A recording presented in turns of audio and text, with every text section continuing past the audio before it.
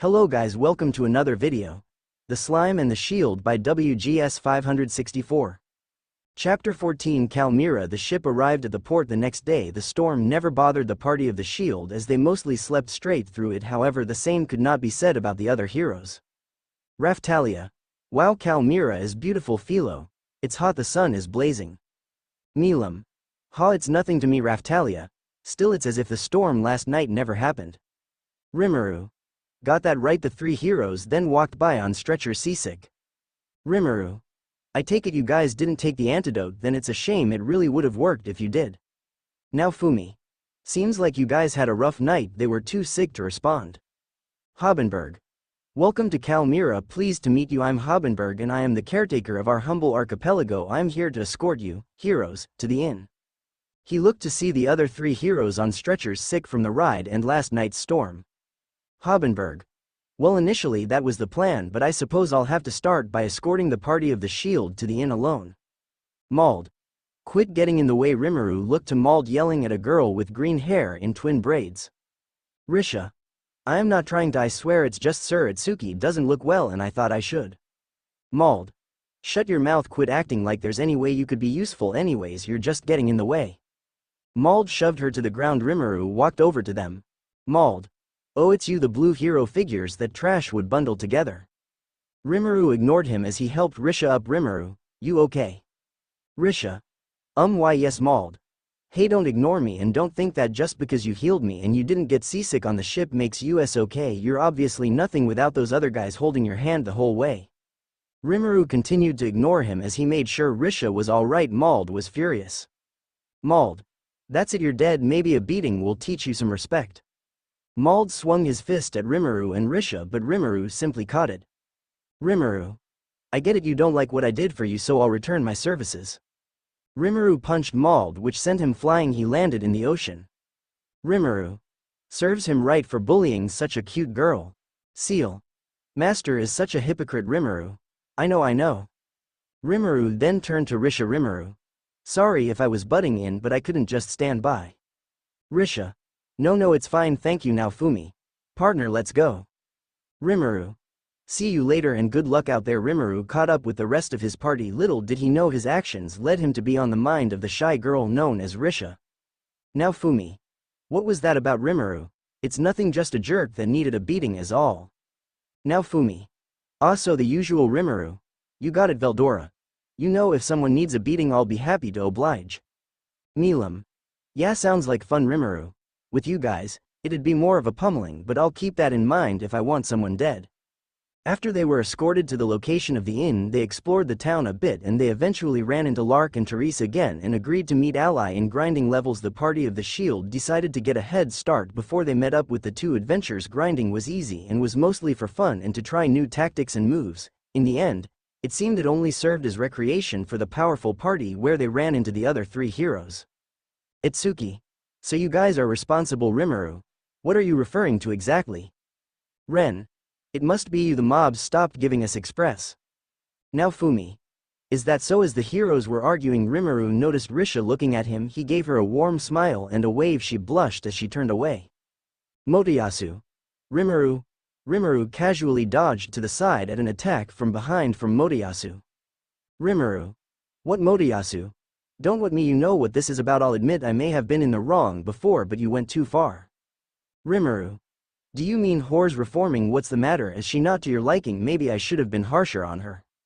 Motoyasu was visibly furious as he was about to attack Rimuru again, but a magic attack stopped him. It was none other than Bitch herself. Motoyasu. What are you doing, bitch? It is not acceptable to attack Lord Rimuru for any reason. Motoyasu. Motoyasu looked heartbroken at Bitch's usually cold eyes that only now had any emotion in them. She never spoke often ever since she returned. He questioned her, but she could never go into detail on what happened, along with the fact she stopped calling him Sir Motoyasu, but also calling him Lord. Saying he was upset was an understatement. Rimuru. Look, if it's such a problem for you guys, we'll leave. We've had all the fun we could here anyways. Rimuru snapped his fingers and the party warped to another island. The monsters there were relatively stronger, but still no match for them as they wiped them out with ease. Philo. I like this island a lot better cause fighting stuff here is so much more fun. Milam. I'm glad to have found someone who gets me. Veldora. I must say fighting monsters alongside friends is truly a fun experience. The three then all let out a loud laugh together in triumph. Now Fumi. Nice to know that those three are having fun. Rimuru. By the way, did you want a new sword, Raftalia? Raftalia. No thank you, Master Rimuru, this one is working fine and it also has personal value. It's the same sword you gave me when you and Master Naofumi started to trust me. Rimuru. Well, so long as it works. Night fell. Rimuru and Naofumi got to observing the drops and began crafting the gem Therese asked for. It was the most beautiful gem ever seen. They decided to give it to Therese tomorrow morning to avoid suspicion. Milam. This has been such a fun adventure. Sure, things may be weaker here, but fighting monsters alongside friends is so much fun. Raftalia. Lady Milam, please don't dance too close to the fire. Milam. Oh, it's fine, not like such a small flame could hurt me anyways. Leaves rustled in the distance. The party took battle stances, bracing themselves, but it was revealed to just be Lark and Therese. Lark. Oh, thank goodness we found you, kiddo. Rimuru. Oh, it's just you guys, what are you doing here? Therese. The ferryman was starting to panic since you were staying out so late. Now Fumi. So you two decided to come look for us. Come on, it's not like adventurers dying is anything new. Lark. That doesn't mean we're gonna ignore you, because I'd never be able to sleep at night if my associates were to turn up dead or missing. Rimuru. What Mrs. Manners over here means is thanks, but you didn't have to do that, we can handle ourselves. Therese. We haven't even been here for a full day. I understand wanting to level up as fast as possible, but let's call it a night. Raftalia. She's right, Master Rimuru, it is getting late. Veldora. But night hunting is the real fun, to see what the Nocturnal have in store for us. Now Fumi. Sorry Veldora, but we should head back. Lark. Very well, in that case. Lark put his arm around Naofumi and Veldora. Lark. Care to join me for a drink? Rimuru. Sounds like fun. Lark. You sure you can have any, kiddo? Rimuru grew veins at that remark. Rimuru. I am over 40 years old. Everyone except for Veldora and Milam were shocked at this information. Lark. Wait, really, you're kidding me right now, Fumi?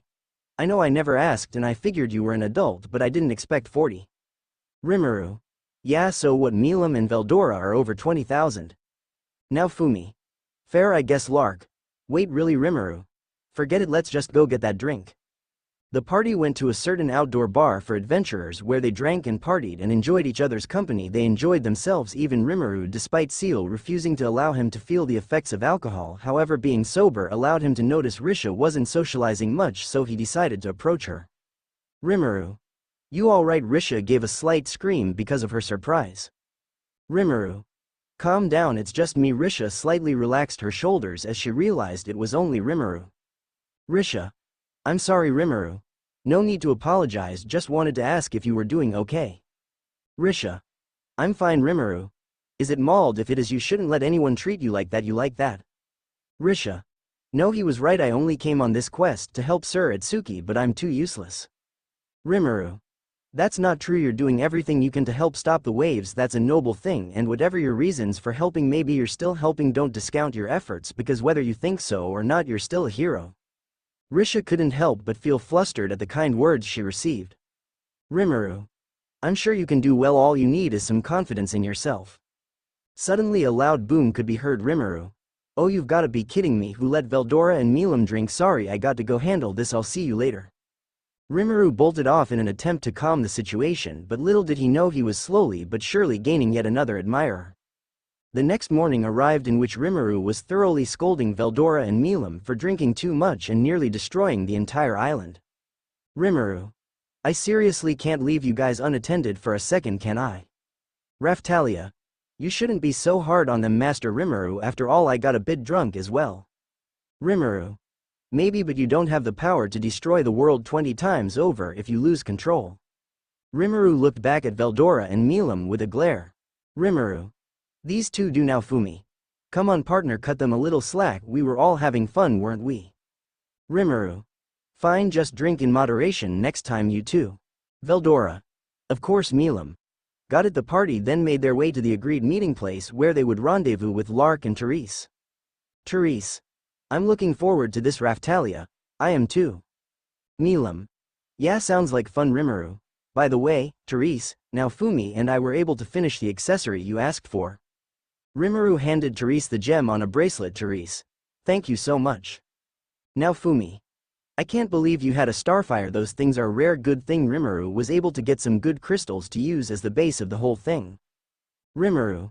And by get, he means create. Rimuru and Naofumi looked at Therese crying as she fell to the ground on her knees.